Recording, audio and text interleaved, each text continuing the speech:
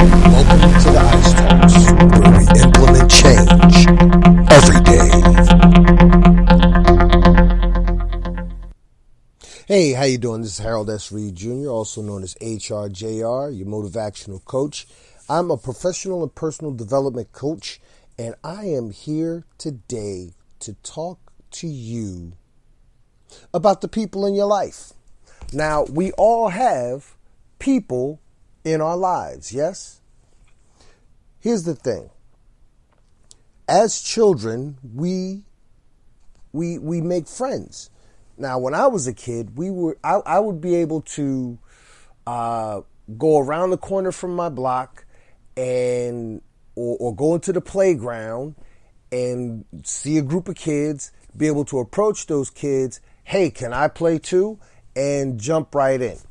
Over the course of time, things got a little greasy and grimy, especially in the hood. You can't just go walking around strange blocks and so on and so forth without people stepping to you some funky kind of way. But throughout it all, we've been able, throughout the course from our childhood, throughout our adolescence, into adulthood, and up to present day, be able to create and cultivate friendships. Now, I want to talk to you about friendships. What does it mean to be a friend? See, people love talk about people having your back and so on and so forth and being loyal. And these things are important to me as well. But understand that being loyal and having your friends back isn't always about being there for them when they're in trouble.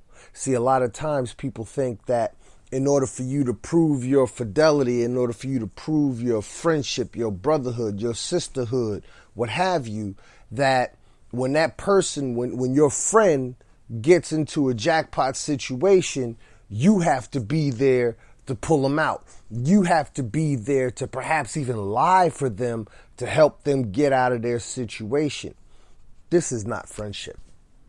See, friendship isn't really about being able to pull your friend out of the jackpot situation. It's not about having their back to lie for them if they get caught doing something that they're not supposed to be doing. And listen, I'm no angel, okay? I've made mistakes and I've lied to get out of my mistakes when I was younger. And I learned early on that it just wasn't worth it. See, I believe that having integrity and being loyal to your friends is not so much about being there for them when they get in trouble. Being a friend, being loyal, having integrity to the value of your friendship is more about being there for your friend before they get in trouble, so you can catch them before they fall. So you could go to your friend and you could say, hey, listen, bruh, that's not a move you want to make right now. As a matter of fact, that's not a move you want to make, period. I'm just trying to stop you before you hurt yourself. Ice Cube had a song, check yourself before you wreck yourself, right? That's what a real friend does. A real friend is there to check you before you wreck you. Yeah. Okay. So understand that there will come times in life when your friends won't be there for you. And you have to determine whether or not it's okay. Now, if by chance you ask someone to do something for you that takes them out of their way, that may, like if you need money and they may have it, you don't know what their needs are. You don't know what their circumstances are. Just because they have the money that you need doesn't mean that they don't have needs of their own that they have to use their money to fulfill. So if you ask them if you could borrow some money and they say no, even though you know they have it, they may not, nor do they have to explain to you what their situation is that requires their money. So you can't get mad at someone for not giving you something that's theirs. You understand? But on the other hand, if you ask someone to do a small favor for you, that might just take a little time. Just a little time, right? And then on the back end, you're going to do something good for them. But at the same time, they don't do what you asked of them. Then you got to really question, right? Because the little things mean a lot. The little this is what I mean by the little things mean a lot. I recently reached out to a group of friends. Well, let's say people who range from acquaintance to friend within that range. And I reached out to about maybe 20 people, right? Because I wanted to see something. And I won't get into what it was I asked for. If any of those people are listening, then they'll know that I'm talking about them. But I don't want to put anybody on blast. All right? But I asked these 20 people all for the same thing. And it was something that would cost them no money and would only cost them no more than 1 minute of their time. What I asked for is irrelevant for the conversation that we're having now. Just understand that I asked for something up from them that required no money and would cost them no more than 1 minute of their time. And out of those 20 people, 2 or 3 maybe responded. 2 or 3 responded out of those 20. Now, am I going to excommunicate those people who didn't provide the assistance I requested? Am I going to excommunicate those people from my life? No, I'm not going to do that. I can be petty, but I'm not going to be that petty. But I pay attention. I don't forget things. And it's not so much holding a grudge. I don't want you to hold grudges, because when you hold on to that negative energy, it eats you up and chews you up from the inside. Something my dad, rest his soul, always told me: never let people live rent-free in your mind. When people don't add value to your life, don't let them occupy space in your mind thinking about how you're going to get them back, how they ain't mess, how they did you dirty, so on and so forth. Because the time that you spend thinking about that person who did you dirty, so on and so forth, they're not thinking about you. They're not thinking of ways to how to help you add value to your life. So there's no reason why you should be thinking about them. So no, I'm not holding grudges, but I don't forget. See, people like to say forgive and forget. No. I file and remember. I file situations away, and I compartmentalize these situations, and I file them away in the file cabinet in the recesses of my mind. Okay? And I file it away, and I remember. And then when things start popping up later on down the line, I remember. Right? See, people don't remember things. People don't remember things because they operate on autopilot. How many times have you heard me say it? If you haven't heard me say it, and this is the first time you're hearing me say that people operate on autopilot, guess what? It is not going to be the last time you hear me say that people operate on autopilot. Okay? I file and I remember, so that when I ask someone to do me a favor, or if I ask someone for help or assistance and they don't come through, I file and remember, and I wait patiently for that person or those people, just as I'm doing with these people who reached out to me, people who I've been there for, people who have asked me to buy Girl Scout cookies or people whose children I've helped, people who I've mentored, people whose children I've mentored, people who I've just been there for in one way or another. And again, I asked for one thing that required no money and would cost less than 1 minute of their time. and I got nothing back. And a few people have reached out and said, oh, I forgot, I got you. Okay, well, the proof is in the pudding. I'll see it when I see it. See? And then where I'm going with this is this, if that makes sense. You need to understand that not everybody's going to be with you. Not everybody's going to buy into your vision. Not everybody's going to even see your vision. It's something Les Brown said years and years and years ago, and I'm sure he probably still says it to this very day. All right? If people can't have a larger vision for themselves, how can they possibly have a larger vision for you? All right? If people can't have a larger vision for themselves, how can they possibly have a larger vision for you? People see themselves where they are. Successful people, people see themselves, average people, mediocre people. Yes, and you may, and guess what? When I say words like average and mediocre, they're only offensive if they're true. And even though it's not my intent to offend, it is my intent to shock. And therefore, I will say average and mediocre people see themselves where they are. Successful people see themselves where they want to be. So what tends to happen is mediocre, average people see themselves where they are and they stay there. Mediocre and average people see themselves where they are and they stay there.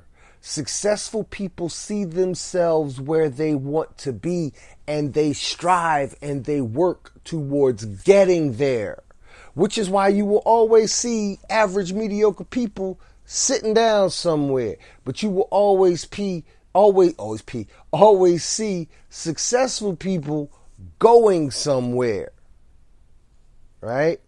And I didn't realize this. It didn't click to me until very, very recently. Very, very recently. Because I'm engaged in business activities now to further promote my speaking business that require me to travel at least once a month out of state. Okay?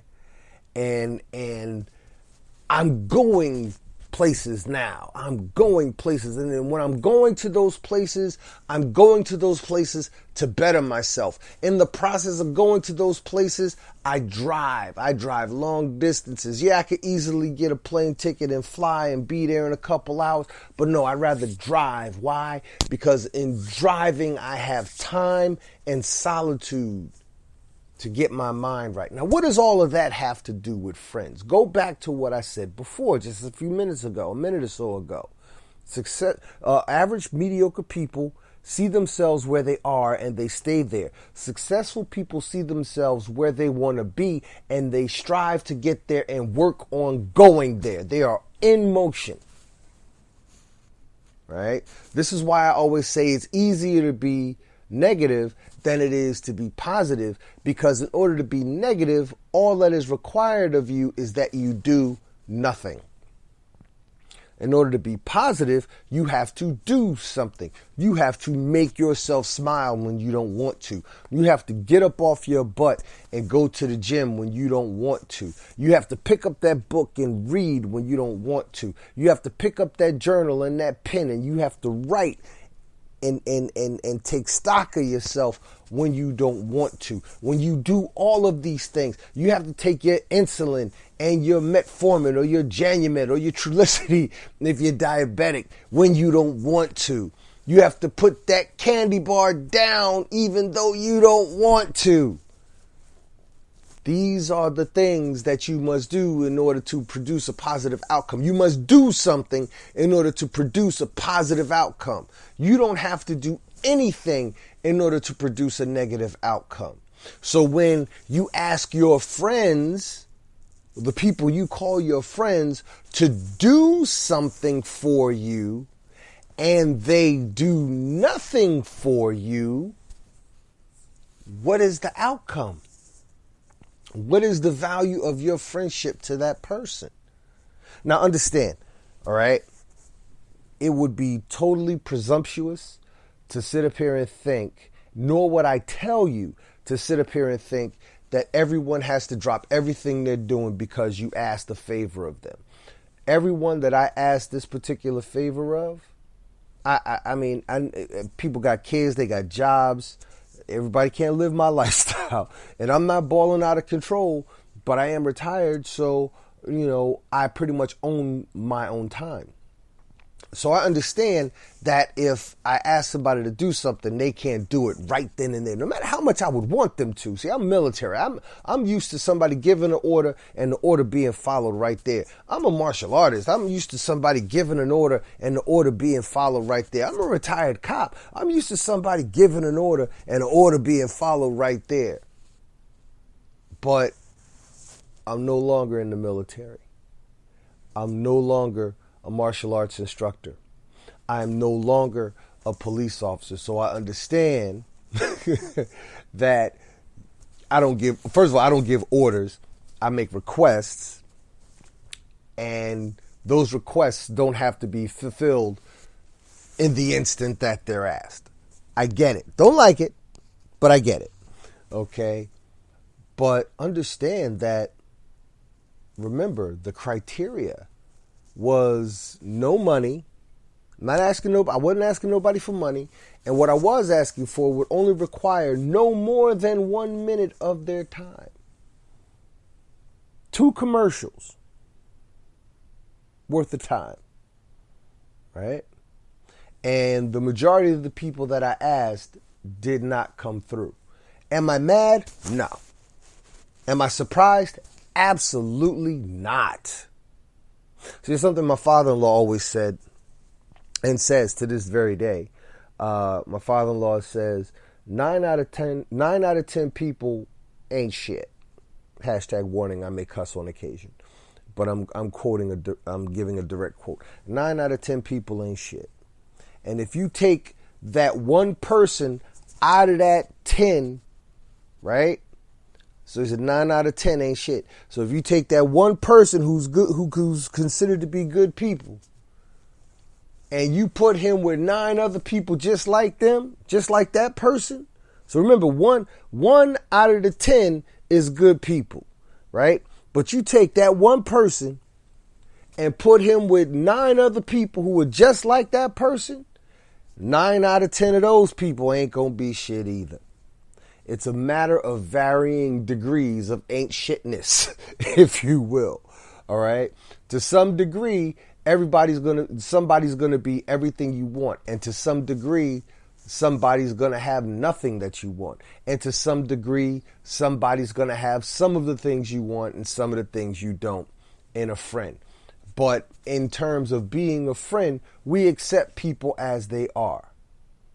Now, I say accept people as they are, provided whoever or whatever they are doesn't necessarily negatively affect your life.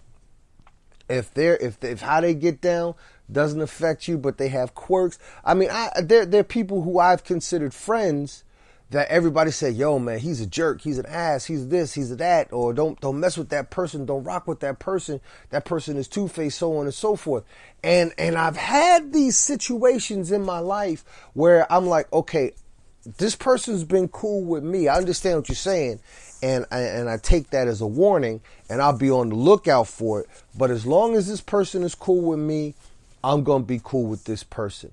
I'm going to allow this person all the time and give them all the latitude that they need to be themselves. And in time, your true self will always come out. In time, your true self will always come out. And I've had some of those people that I've been warned about over the course of time show themselves to be who I was told they were. I've had it happen. Right? But I was also taught, in order to have friends, you must first be a friend. I've always believed in order to receive God's blessings, you must yourself first become a blessing. Okay? And in so doing, you make your life better. All right? Let's keep it funky. Let's keep it 100. Every one of us is living to make our life better. We want to live better for ourselves. Okay. But we'll do so to the extent that we're happy. Once we get happy, we're set. And that includes the people in our lives. There's a lot of people who are at a point in their life where they're like, okay, I don't need to meet no more new people. I'm satisfied with everybody I got in my life right now, right? But I'll tell you where I am. I'm at a point in my life where I want to meet new people. This has nothing to do necessarily with the people who are already in my life. I love the relationships that I love. I love the people who are in my life that I love. But there's more. There's more. There are more people out there. There are more experiences out there. There are more friendships to be had with lessons to be learned by way of those relationships out there. What I want you to walk away from this with is the knowledge that every friend ain't a brother or sister. Every brother or sister ain't a friend. But there's no reason why you shouldn't always strive to be both. That's the important thing. There's no reason why you shouldn't always strive to be both. So let's recap.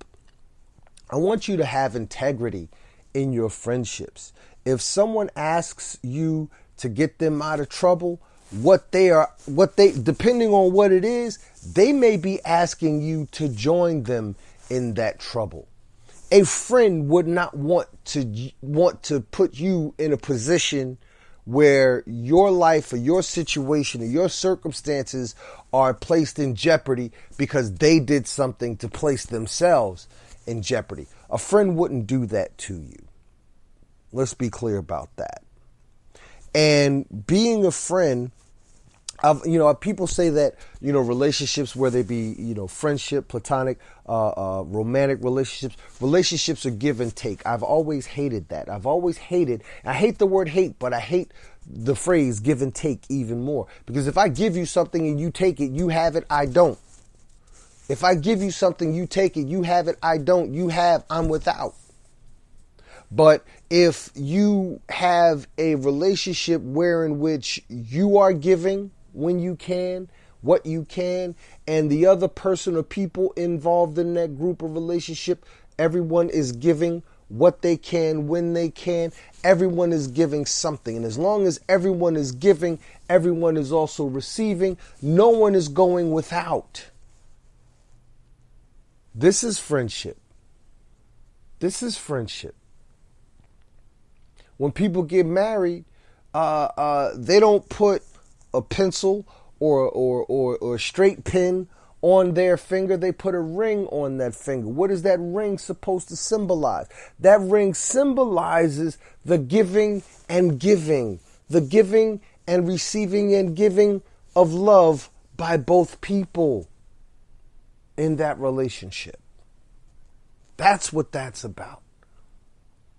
Now, they even have promise rings, friendship rings, same thing. The whole premise is not so much to give and take, but to give and give. So remember that. Yes? Also, you want to be able to know who your friends are. You want to be able to recognize them. And understand that everybody who came with you to a certain point might not be able to go with you the rest of the way. I've been creeping up to that point in my life for a few years now. And I finally reached the point where, you know what? Some people who have been in my life for years can no longer ride with me where I'm going. They can't go with me where I'm going. And it's not necessarily a bad thing. It's not necessarily a good thing. It's just the way it is. Right? I have certain visualizations. I've envisioned certain things for myself. And as I said before when I quoted Les Brown, if people can't have a larger vision for themselves, how can they possibly have a larger vision for you? This is where, in recap, what I said, average and mediocre people see themselves where they are and stay there. Whereas successful people see themselves where they're going and they start striving and working towards getting there. I have a lot of people in my life who I love, and I hate to refer to them as average and mediocre. I don't mean that to say that they're substandard or less than, but they are happy where they are and they want to stay there. They got a good job. They know how much money they got coming in every other week, every 2 weeks. They know what their bills are. They pay their bills. They pay their taxes. They send their kids to school. They go to work. They come home. They watch the news. They have dinner. They go to Disney once a year. You know, the people have their lives laid out, right? Me, I want my life to be an adventure. And I've got a lot more days behind me than I do ahead of me. And I want to make each one of those days count. And in order to make those days count, I have to have the people who participate in those days, those people have to count. So if you want to make the days in your life count, you have to make the people in your life who are going to participate in those days, those people have to count too. Those people have to be OQP, only quality people. You are going to have to release some people from the contracts of your friendships. You're going to have to let some people go. You're going to have to issue some pink slips in order to move forward. You're going to have to, I remember I had a job. I was working at Sears. All right. And I think Sears is closed down for the most part throughout the country, unfortunately. But my first loss prevention job was at Sears in the Livingston Mall in Livingston, New Jersey. And I don't recall what it was about, but I had some kind of falling out with my boss. And he didn't fire me. He didn't fire me because he didn't have the grounds to fire me, but he started playing games with the schedule, right? I began to notice he would schedule me less. Every other week or so, I would have fewer hours than everyone else. And I'm supposed to be working full time. I'm not no part-time employee, but it would be, instead of me working 40 hours, instead of me working overtime, because a lot of times we would work overtime, right? I would get like 36, 37 hours. And if I wasn't making full-time hours, I would not be entitled to full-time benefits. So he was like gradually reducing my hours, and he got his way. He gradually reduced my hours to the point where I was like, what are you doing? And I got to make changes in the schedule. I got to make hours more ample for everyone, and we need more people with seniority going to get more hours. Da da da da da. But my point is, he weeded me out by reducing my hours. And what I'm saying to you is that in order for you to get ahead, in order for you to achieve the goals you want to achieve in your life, there are people in your life whose hours you are going to have to gradually reduce. If the goal is to get ahead and the goal is to improve your circumstances, you have to be very mindful of who you allow to be your travel companion on that journey. Because God forbid you come across somebody who doesn't share your vision, who doesn't share your goal, who doesn't share your inspiration. And it's only a matter of time before whatever toxicity exists in that person begins to bleed into whatever toxicity you have within yourself. None of us are perfect. We all have, different varying degrees of toxicity or negativity or what have you within us. And as the saying goes, I could do bad all by myself. I don't need no help. So you have to be mindful of the people you allow into your life. I'm going to leave you with that. Let you know that hrjr Coaching Services is taking on new clients. All right. Feel free to go to my website, www.hrjr CoachHRJR.com. That's all one word, CoachHRJR.com. On the very front page, the home page of the website is a space where you could leave your contact information so you can join my mailing list. Looking forward to meeting with a whole lot of new people. Going to be doing a lot more new speaking engagements this year. Going to be a lot more new podcasts. Also, got 4 books. 4 books are on my website. Find a way to make a way. You're either part of the problem or you're part of the solution. Success is a journey from the womb to the tomb. Get your mind right. 10 lessons towards success. And find a way to make a way. The difference of a decade. All these books are on my website. And you would get them autographed personally by me. So look, I'm looking forward to reaching out to you. I'm looking forward to encouraging you and motivating you and being your coach. Everyone who's at the top of their game has a coach. I have yet to reach the top of my game, and so that I can reach the top of my game, what do I have? I have a coach. I have several coaches. I have several mentors. But at this point in time, I have one specific coach who I have invested my money into in order to learn and produce the results I want. And I am here to help you do the exact same thing. My name is Harold S. Reed Jr., also known as hrjr, your motivational coach. And I look forward to helping you get better. Thank you for listening to another episode of the Ice Talks, where we implement change every day.